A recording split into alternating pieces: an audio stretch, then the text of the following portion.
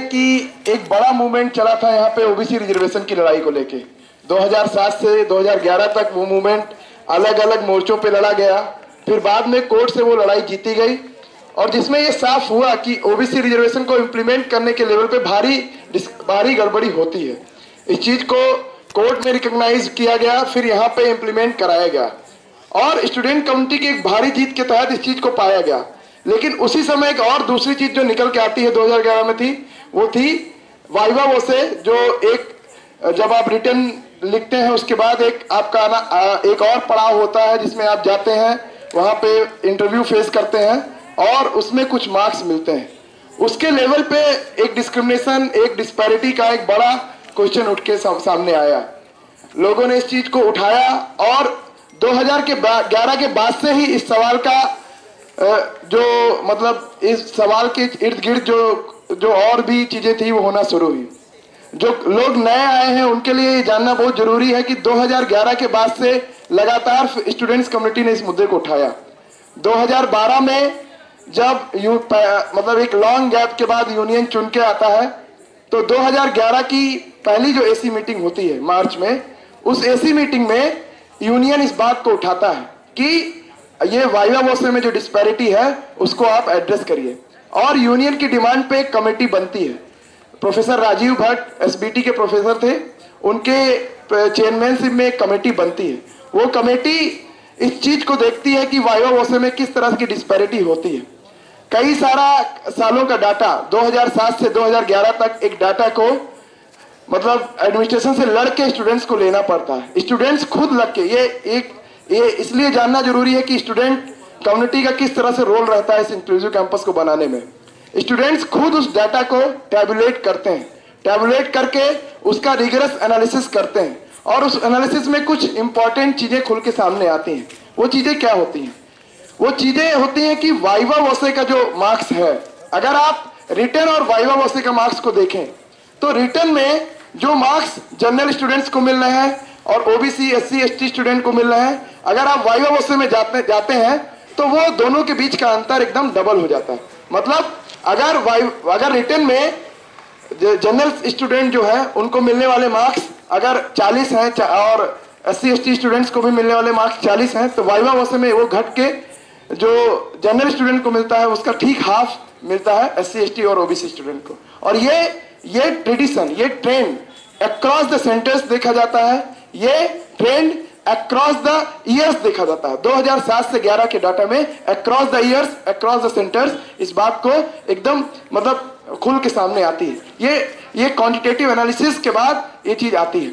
साल दर साल लोगों ने यहाँ पे देखा है कि जब वाइवा वोसे के फेस करने के लिए जाता है कोई स्टूडेंट, उसको क्वालिटेटिवली भी कई सारी चीजें फेस करनी पड़ती। कई सारे हम लोगों ने जो डिप्राइवेशन पॉइंट यहाँ पे लिए हैं, जेएनयू की एक खास बात जिसको हम बार बार कहते हैं, वी आर जेएनयू का जब हम लोग नारा लगाते हैं तो हम कहते हैं कि जेएनयू एक इंक्लूसिव कैंपस है जिसकी लड़ाई हम लोगों ने लड़ के जीती है। उस लड़ाई में एक छोटी सी लड़ाई शामिल है रीजनल डिप्राइवेशन पॉइंट की।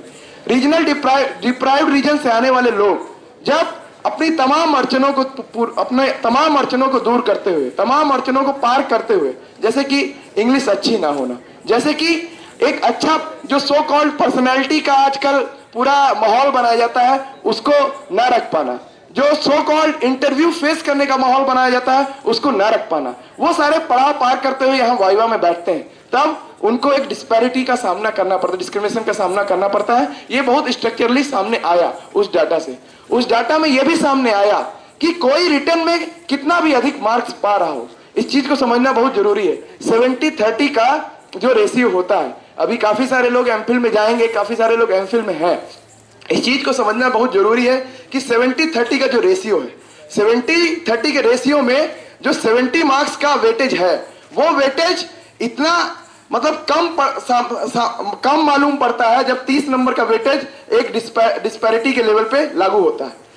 सपोज कोई व्यक्ति, कोई आने वाला जो वाइवा वेटेज का फेस करने वाला स्टूडेंट है, उसने अपना 26 नंबर पाया है मतलब रिटर्न में और किसी ने 40 नंबर रिटर्न में पाया है। जब वो वाइवा फेस करता है तो किसी को अगर 26 देके 52 बना दिया जाता है और किसी को 4 देके केवल 44 पे रखा जाता है। इस तरह की डिस्पैरिटी खुलकर सामने आई है और इस चीज को हमको रिकॉग्नाइज करना होगा। हमको रिकॉग्नाइज करना होगा कि 2007 से 2011 तक का डाटा और उसके बाद 2013 और 2014 का डाटा जो बोल रहा है वाइवा वोसे का डाटा, वो एक स्ट्रक्चरल डिस्पैरिटी को दिखाता है, हाईलाइट करता है। हमको उसको रिकॉग्नाइज करके बोलना होगा। लेकिन थोड़ा इसके फिलोसफिकल पॉइंट ऑफ व्यू पे बात कर लेते हैं। जब हम जेएनयू की बात करते हैं तो आखिर इतने छोटे लेवल पे जाके, एक छोटे से मतलब वाइवा के लेवल पे जाके, इतने एक माइक्रो लेवल पे जाके इस डिस्पैरिटी को बाहर लाना क्यों जरूरी है? जब हम जेएनयू की बात करते हैं और जेएनयू के इंक्लूसिव कैरेक्टर की बात करते हैं तो एक ऐसा एक एग्जामिनेशन जिसको कई सारे लोग सैक्रोसैंक्ट बताना चाहते हैं, कई सारे लोग बताना चाहते हैं कि इस पे क्वेश्चन नहीं हो सकता, तो हम लोग इस चीज को पूछना चाहते हैं, यहां से कहना चाहते हैं कि क्यों जरूरी है उसको क्वेश्चन करना, क्यों जरूरी है उस डिस्पैरिटी को हाईलाइट करना। क्योंकि जब हम जेएनयू को इंक्लूसिव बताते हैं तो जेएनयू केवल इंक्लूजन किसी एक फाइनलिटी का नाम नहीं है, एक फाइनल पे खड़ा कोई गेट नहीं है जिसको हम खोल देते हैं और लोग सब धड़ाक से अंदर आ जाते हैं या धड़ाक से बाहर चले जाते हैं। हम लोग बोलना चाहते हैं कि जेएनयू की इंक्लूजन जो है इस एक प्रोसेस का नाम है जिसमें हर लेवल पे हम इंश्योर कराते हैं। पहले हम डिप्राइवेशन पॉइंट देके इंश्योर कराते हैं कि वो जो लोग फॉर्म भर पाने में नाकाम होते हैं वो सहजता से अपने फॉर्म भर पाए। पहले हम जो ओबीसी रिजर्वेशन 2 लेवल पर लड़ने की लड़ाई लड़के इस चीज को इंश्योर कराते हैं कि लोग अपने फॉर्म भरने में सहजता रख पाए। और उसके बाद जब वो आते हैं, जब वो यहाँ पे आते हैं, उसके बाद कट ऑफ के लेवल पे, रिटर्न में कट ऑफ के लेवल पे हम लोग इस चीज को इंश्योर कराते हैं। फिर जब वाइवा वोसे में आते हैं तब हम लोगों को कहना होगा कि कोई ऐसी भी डिस्पैरिटी जो उनके लिए दरवाजे बंद करती है उसको हमको मिटाना होगा। और इसीलिए इस सवाल पे डिबेट खड़ा करना, इस सवाल पे इस एसी मीटिंग जो आने वाली 7 तारीख है उसमें इसको एक बड़ी आवाज बनाना इस कैंपस की स्टूडेंट कम्युनिटी का काम है। इस कैंपस की स्टूडेंट कम्युनिटी को रिकॉग्नाइज करना होगा कि एक बड़ा डिस्क्रिमिनेशन, एक बड़ा डिस्पैरिटी इस कैंपस में एग्जिस्ट करता है और वी आर जेएनयू का नारा तब तक अधूरा है जब तक हम उस डिस्पैरिटी को खत्म नहीं कर देते। तमाम सोशल जस्टिस के सवाल जब आज के समय में जब तमाम सोशल जस्टिस के मायनों को चोट पहुंचाने की कोशिश की जा रही है अलग अलग तरीके से। पिछली ऐसी मीटिंग के दौरान आप सारे लोगों ने देखा, जो लोग नए हैं उनको मैं बता देना चाहता हूं, पिछली ऐसी मीटिंग में वीसी से और वीसी के जो चापलूस लोग हैं, हनुमान शर्मा जैसे लोग, उन्होंने पूरी तरीके से इस चीज को इंश्योर कराने की कोशिश की कि ओबीसी रिजर्वेशन 2 लेवल पर नहीं लागू। लेकिन यहाँ की स्टूडेंट कम्युनिटी ने लड़के इस चीज को इंश्योर कराया कि नहीं, ओबीसी रिजर्वेशन दोनों लेवल पर लागू होगा और वहां पे एसी मीटिंग के बाहर खड़े होते पहरा देते हुए इस चीज को अंदर की एसी मीटिंग में पास कराया। हम लोगों ने पास कराया कि 27% रिजर्वेशन हॉस्टल में होगा और यहाँ की स्टूडेंट कम्युनिटी ये चाहती है इसलिए होगा। तो इस चीज को फिलोसफिकली बहुत समझना जरूरी है, इस चीज को फिलोसफिकली बहुत समझना और बार बार कहना जरूरी है कि जब हम वी आर जेएनयू का नारा लगा रहे हैं, जब हम कहते हैं जेएनयू है, हम जेएनयू है, सोशल जस्टिस का नाम जेएनयू है, जब हम कहते हैं कि जेंडर जस्टिस का नाम जेएनयू है, तो उस जेएनयू को बार बार हम लोग जमीन पर लड़के प्रैक्टिकली देखेंगे, प्रैक्टिकली हासिल करेंगे कि जेएनयू में वाइवा वोसे में कोई भी डिस्पैरिटी काम ना करे, किसी के साथ वाइवा वोसे में डिस्क्रिमिनेशन ना हो। और इसीलिए आज जो हम लोगों की डिमांड है, जो वाइवा वोसे में 10 to 15% नंबर करने की डिमांड है, इसको हम लोग बड़ी मजबूती से कहना चाहते हैं। हम लोग कहना चाहते हैं कि वाइवा का नंबर ऐसा ना हो जो रिटर्न के मार्क्स को ही वॉश आउट कर दे, रिटर्न के इफेक्ट को ही वॉश आउट कर दे। हम लोग इस चीज को बोलना चाहते हैं कि बार बार 1981 में सुप्रीम कोर्ट का एक कॉन्स्टिट्यूशनल बेंच थी, उसने जिसमें अय्यर, चंद्रचूड़ और पीएन भगवती जैसे जज ने बोला कि 15% वाइवा वोसे का नंबर एक आदर्श वो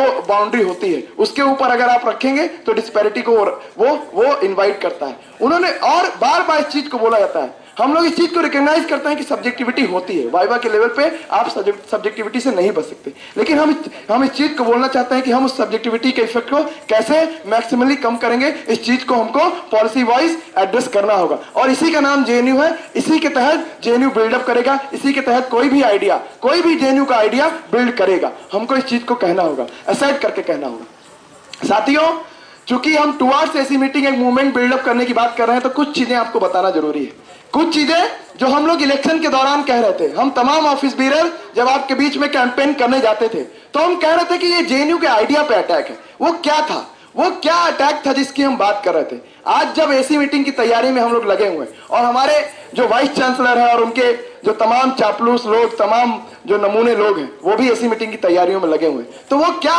एसी मीटिंग की तैयारियां कर रहे हैं, वो जेएनयू को किस रूप में इमेजिन करना चाहते हैं। आपने हाल में ही देखा, एक यहाँ पे बोर्ड लगा था, एक चैम्बर ऑफ कॉमर्स के नाम से एक सेमिनार कराया गया और उसके तहत इस चीज को पुश करने की कोशिश की जा रही थी कि जेएनयू में एंटरप्रेन्योरशिप और मैनेजमेंट का सेंटर कैसे खुले। लगातार इस चीज को बोला जा रहा है कि जेएनयू में एंटरप्रेन्योरशिप और मैनेजमेंट का सेंटर कैसे खुले। Physics department, school of physical science के लोगों से बोला गया कि आप लोग इंजीनियरिंग की क्लासेस शुरू करिए, इंजीनियरिंग की क्लासेस शुरू करिए।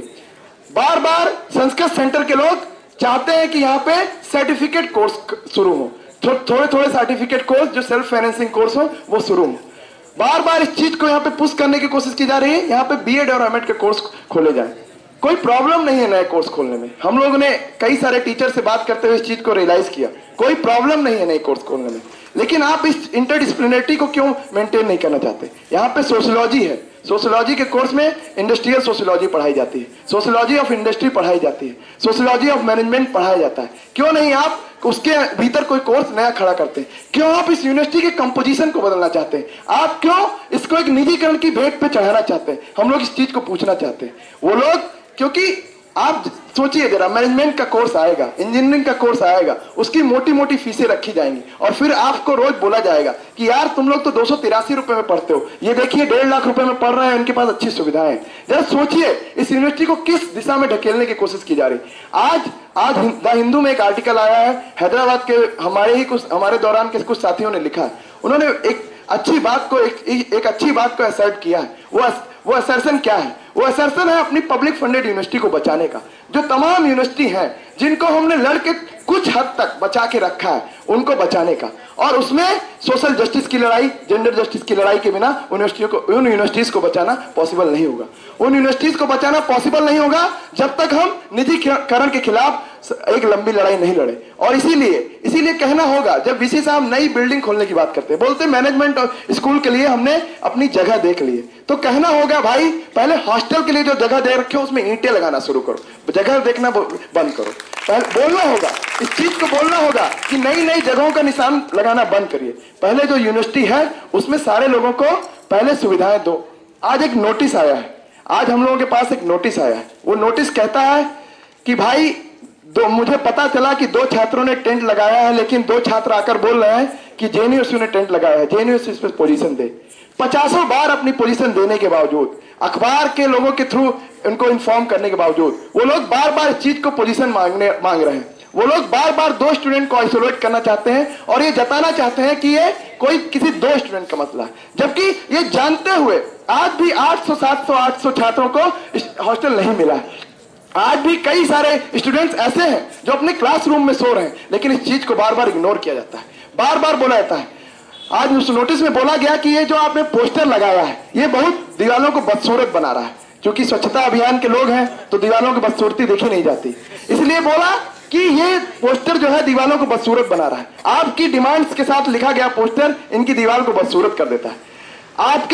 आपकी डिमांड के साथ लगाए गए टेंट इनके जो स्पेस है उसको बदसूरत करते हैं। इनकी ब्यूटिफिकेशन में कोई एक जो धब्बा लगाते हैं। जरा सोचने की बात है, बार बार हमसे लोगों से कहा जा रहा है कि ये जो सिटिन आपने लगा रखा है ये अनलॉफुल है, इलीगल है। इस तरह के हम लोगों की वोकैबुलरी में हमको फंसाया जा रहा है। हम इस चीज को बोलना चाहते हैं, मैंने इस चीज को कई बार बोला है और बार बार बोलना चाहते हैं कि अपनी डिमांड्स के अगर यहाँ पे एक पोस्टर है तो वो कम पोस्टर है। हम लोगों को कल से इंश्योर करना होगा यहाँ पे 100 पोस्टर ऐसे लगे और हर दीवार पे अपनी डिमांड्स को लिखें, क्योंकि आप जब तक डिमांड्स को पूरा नहीं करते हैं तब हम अपनी डिमांड को बार बार कहेंगे। यहाँ की हर दीवार हमारी पब्लिशर होगी और हम इस चीज को बोलेंगे। हम यहाँ की हर एक जेएनयू की हर एक दीवार हमारी चीजों को, हमारी डिमांड्स को पब्लिश करेगी और इस चीज को हमारी स्टूडेंट कम्युनिटी को इंश्योर कराना होगा। हम इस चीज को बोलना चाहते हैं। हम लोग बोलना चाहते हैं कि जो आप इलीगल और लीगल की बाइनरी बना रहे हैं यूनिवर्सिटी में आखिर यूनिवर्सिटी होती किसकी? इस चीज को बोलना होगा।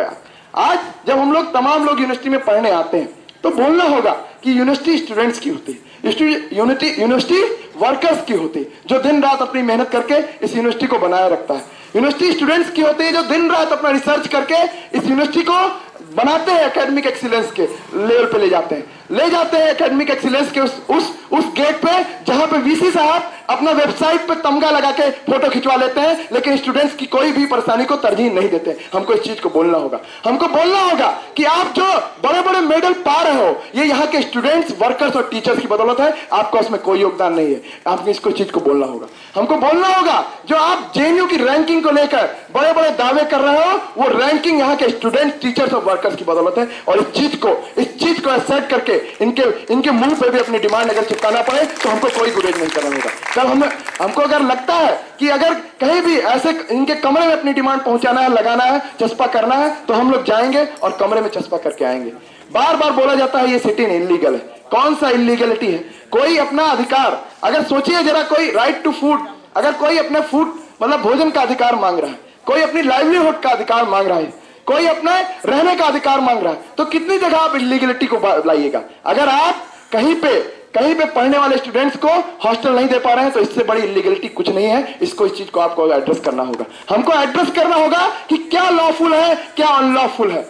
अनलॉफुल ये होता है कि आप इस यूनिवर्सिटी में लोगों को इनवाइट करते हैं, आप चुपके से इसके रेजिडेंशियल कैरेक्टर को खत्म कर देते हैं, प्रोस्पेक्टस से हटा देते हैं, और बार बार जब वो स्टूडेंट यहाँ पे सिटिंग पे बैठते हैं, बार बार अपनी डिमांड्स को लेकर असर्ट करते हैं, तब आप कहते हैं ये अनलॉफुल है। हम इस चीज को नहीं मानते, हम आपके इस झूठे कानून को नहीं मानते। इस चीज को बोलना होगा। हम लोगों ने भी कानून की परिभाषाएं अपने आंदोलनों से सीखी हैं। अगर आप देख लीजिए कहां से कानून की परिभाषाएं आती हैं। आप देखिए जरा उस नेशनल मूवमेंट का कैरेक्टर, जहां पे लोगों ने असर्ट करके बार बार, अगर आप कोई भी राइट को दबाना चाहते हैं, लोगों ने असर्ट करके इस चीज को बोला है। अगर आप कोई भी राइट को साइडलाइन करना चाहते हैं, लोगों ने असर्ट करके बोला ये हमारा राइट है। हमको कहना होगा, हम आपकी अनलॉफुल और लॉफुल की बाइनरी में नहीं जाने वाले। हमारे लिए लॉफुल, हमारे राइट के लिए लड़ना हमारे लिए सबसे बड़ी लॉफुल चीज है, और उसके लिए लड़ेंगे। उसके लिए जहां पे टेंट लगाना होगा लगाएंगे, आपके घर के बाहर लगाना होगा वहां पे लगाएंगे, आपके ऑफिस के भीतर लगाना होगा वहां पे लगाएंगे। इस चीज को इंश्योर करा के रहेंगे कि टुवर्ड्स एसी मीटिंग